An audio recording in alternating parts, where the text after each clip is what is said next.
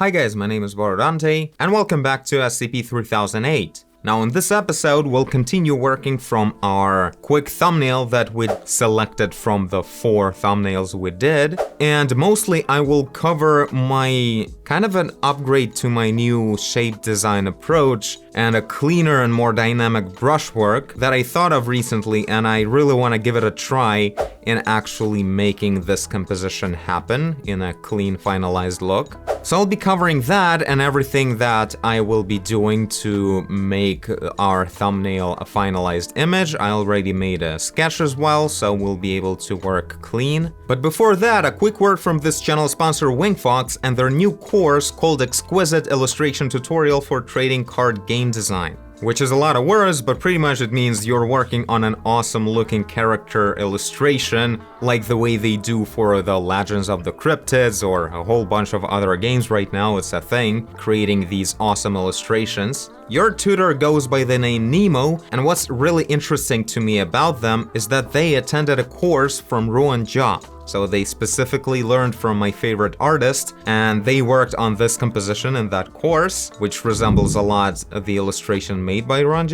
And yeah, their skill and art style is absolutely amazing. It's really quite something to look at and to learn from, so I highly recommend you guys taking a part in this course. The course will start releasing in 46 days, and right now it's in the fundraising stage for its translation from Chinese. And you can see this is the plan of pre-ordering, so right now, since we're 45 days away, it will cost you $45 to sign up for the full course as it will come out later. But soon, when we'll be 30 days away, it will become $69, and then on the release date, it will become $99. So it's a good time to sign up right now. If you're interested, the affiliate link is in the description. Now let's move on. So this is the experiment I did recently, and I was pretty much re-rendering these two guys. The way I decided to do it is kind of like a fusion between the Lasso art and one layer art, in a way. Although the combination goes through applying a whole lot of layers.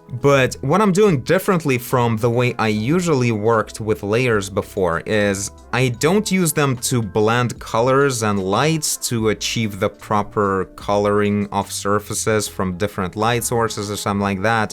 All of this is just normal modes. The only reason why I use layers is to be able to mask out the strokes the way I need them to achieve the cleanest and the most expressive and dynamic brushwork as I can with like the minimum amount of brush strokes. So basically the idea goes, you first create, I actually used the Lasso for this first silhouette. This one was just with the brush strokes. In the end, that's the idea that I decided to go with, but of course not as drafty. I set up several hotkeys to make sure I can work easily manipulating the layers. I needed creating a new layer, locking their transparency, and applying a clipping mask. By the way, I'm using my Tor box, a little controller for artists. If you're interested, here's the video about it. But pretty much I just, you can set up the whole thing on the keyboard, it's just not gonna be as ergonomic, I guess. But the point is, I'm creating a new layer, and I'll just go ahead and define the whole silhouette of the guy. Pretty much from this point, all you do is what a Lasso artist would do. By the way, I'm pretty sure I'm not inventing this.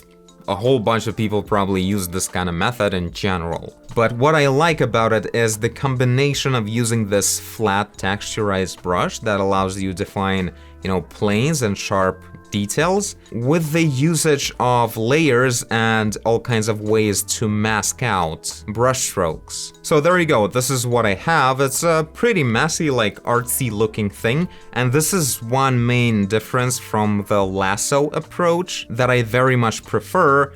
Like, contrary to this first guy that I drew, I used the Lasso for the main shape, and it's looking super digital and weird. I don't really like it. I mean, of course, really good Lasso artists, they nail it pretty well, but it's still like a specific, like, Lasso approach, Lasso look. So yeah, from this point, I create a new layer and apply a clipping mask. So right now, you see, I just did a super quick manipulation. I don't even have to like get distracted or anything. So I made sure this is like a part of my workflow. And in here, I'll just go ahead and define the yellow shirt, I guess. I guess it should be like a little bit brighter than the skin. So that's what I have right now. Now I just go ahead and lock transparency. By the way, I should mention, so I locked the transparency with a hotkey, but I mean, here it is in Photoshop. In your app of choice, you can look it up.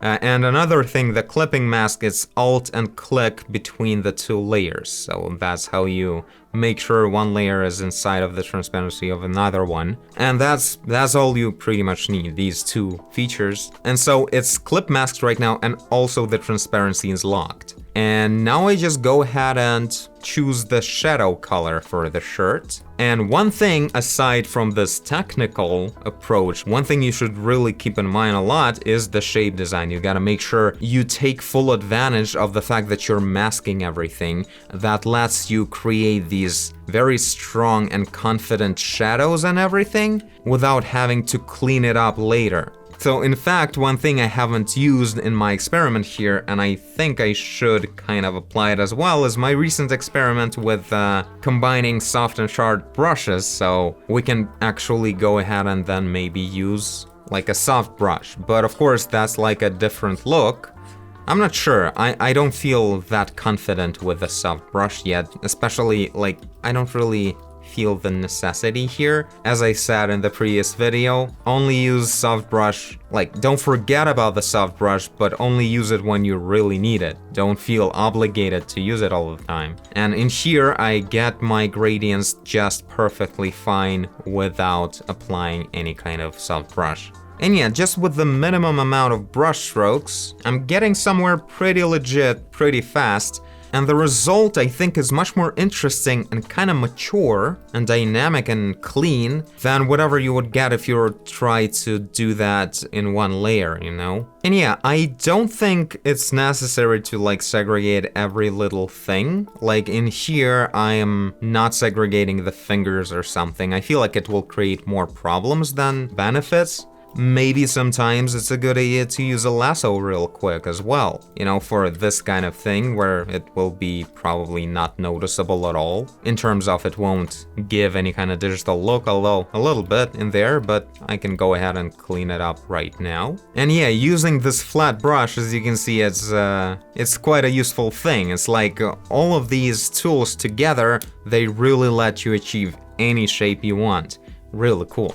And yeah, pretty much at this point, I'm almost done with the shape, unless I would want to do something more complex, but I guess I'll do that in the main artwork. And yeah, pretty much from this point, just following the whole idea of, you know, working on shape design, thinking about it, you break down the more dynamic and simplified shape into more and more complex elements until you get to the level of realistic detail that you want to see. Yeah, I guess that's pretty much as simple as that, which is probably the best part about it. Having all shapes or materials or whatever you want, in this case I even have like different parts of the skin segregated. It's all super useful to apply Fresnel reflections and everything like that. Any kind of cast shadow from the immediate neighbors and stuff like that.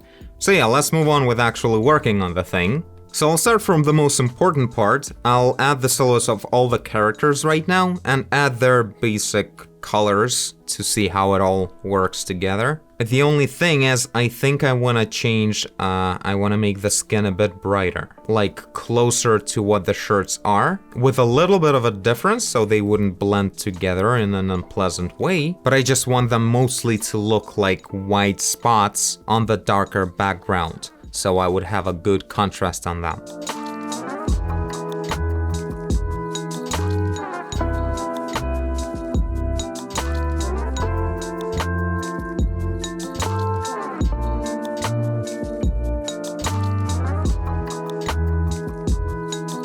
Now, I'm trying to make sure I don't overcomplicate things. The whole idea of like adding another layer just for this one hand because it's on top of the shirt and everything, it's really not necessary because I can just go ahead and erase the shirt layer and define the hand this way.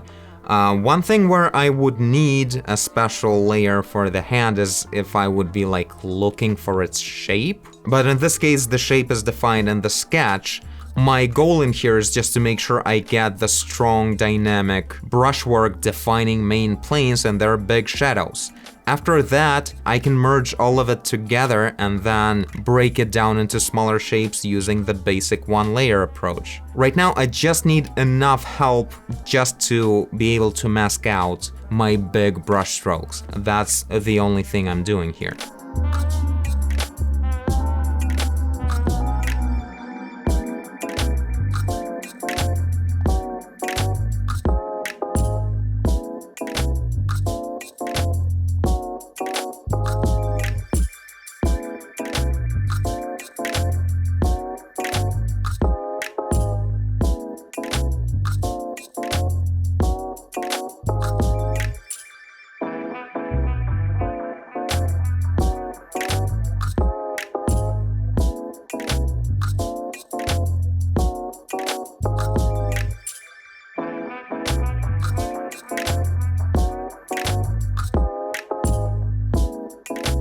Literally creating a separate layer to make a stroke and then erase it into a nice shape for the wrinkles.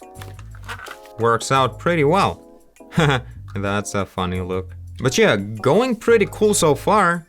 Decided to go with like greenish shadows for the yellow shirts. I think I kind of did the same thing in here, although it was the result of color correction, maybe. But in here specifically, even though in the references of IKEA uniform, it's usually more orange kind of shadows because that's how red light wavelengths work. So the shadows usually get more red color if we just want to show it normally, but in this case I want to have this green gamut, so yeah, I decided to go with this kind of shadows. Kind of a physically based logic behind it is that there's just this dense green atmosphere in the air, and therefore when the surfaces reflect a lot of light, they dominate over that green fog.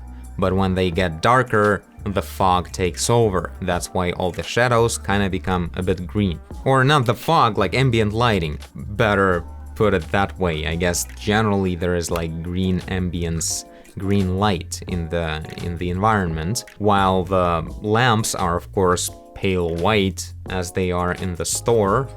Yeah, I decided to go with blue jeans for the uniform because that's actually the way the uniform goes. The shirts are all the same, although some of them are striped, some of them are just plain yellow, and below the belt it's pretty much, I assume they're just supposed to wear their own any kind of blue jeans and whatever shoes. So that's kind of the look. Oh, it's so satisfying to get these super sharp corners of everything because I can push my brush into the face and it's not gonna be a problem. But yeah, I've been trying to think about like, this is all great if I work from a sketch and everything, you know, but what about working just out of your head, like actually searching for something? Well, I guess if you're looking for like a clean brushwork, you're either search or you do the clean render, you know, it's like a separate thing. And many artists in traditional, they do like tiny quick version of a painting on a small canvas to search for everything they need. And then they take a bigger canvas and do the final amazing artwork. So I guess that's the kind of approach you can take here if you need to search for something specific and you wanna take care of that. But aside of that, of course, there are quite a few elements that you can play with. First of all, I could just define the silhouettes of the characters. Oh my god, they're naked, demonetized. So you could just work with the silhouettes and define their overall brightness or something in just this one layer inside. And then define generally the background and certain like foreground, background layers. Search their shapes and contrasts to find the look you want. Pretty much, why wouldn't that be a good and pretty robust way to search things? And yeah, if you feel like I usually do, if you feel like you need the full freedom and just paint in one layer, then just make a quick search on like a separate canvas before starting the clean render.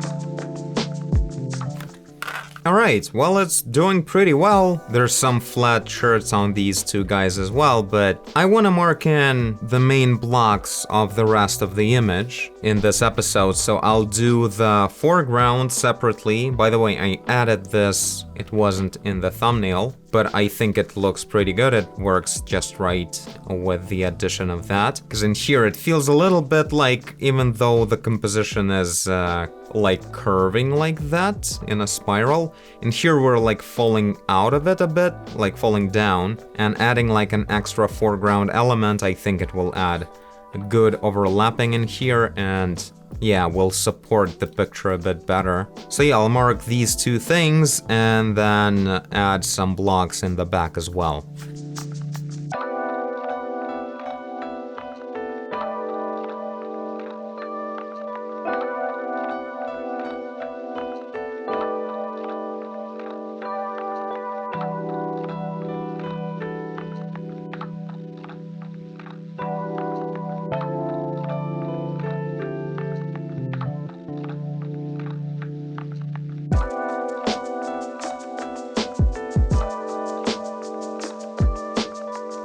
Okay, I think I'm done with blocking things in overall. I'll search for the colors and some details and generally the decisions. I already made the floor a lot darker. I think it works way better. Also, I think another row of these lamps on the ceiling, they may fit into the canvas. Yeah, there you go. That's how I do it whenever I need to figure out the distances in perspective. It's one thing that like vanishing points won't help you with that alone.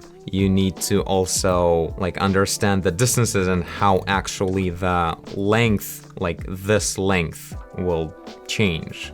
And for that, the best way, if something's repeating, you just create a pair and then duplicate it and scale it down to the vanishing point until the bigger one meets the smaller one of the first pair. And that's where you know where the position of the third one will be, and so on. These lamps, they feel a bit too perfect. I mean, it is an infinite IKEA after all, but I feel like maybe skipping a row wouldn't hurt. Maybe, I don't know. Yeah, one last thing I also did while I was working on the background already is introduced a lot deeper, a lot darker shadows in some areas because it was really washed out. And many areas are still like that, but I mean, this isn't the final stage of these guys anyway, so yeah. But there's nothing bad about actually getting to good colors right away. Like all of this is too dull. It needs to be much deeper. Yeah, by the way, overall I did very low opacity strokes in this first stage of it, like this super stylized look, and that resulted in like incredibly aggressive texture in some areas. Like, it's insane how texturized things are. Some areas are just flat covered with the texture all over it. I think it's totally fine, because whenever you detail things later, that texture will be covered up a lot. We'll be lucky if some texture will remain by the end, so I think it's not a bad thing at all. One thing I have to fight though is very scratchy outlines the way I have in here, because I was just repeating the sketch at first to just copy it, and then fixing it. So yeah, something a bit more confident like that, and some shadow on this hand won't hurt as well.